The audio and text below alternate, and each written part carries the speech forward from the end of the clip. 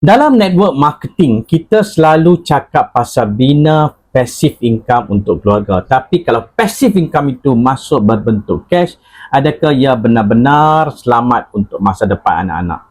Cash boleh susut nilai disebabkan kejatuhan mata.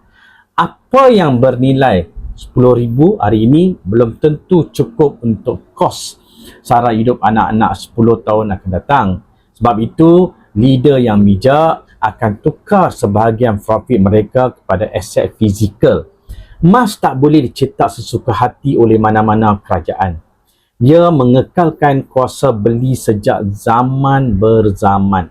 Bila anda simpan emas, anda sebenarnya sedang membina empire kekayaan yang sebenar, yang boleh diwarisi oleh anak cucu tanpa susut nilai.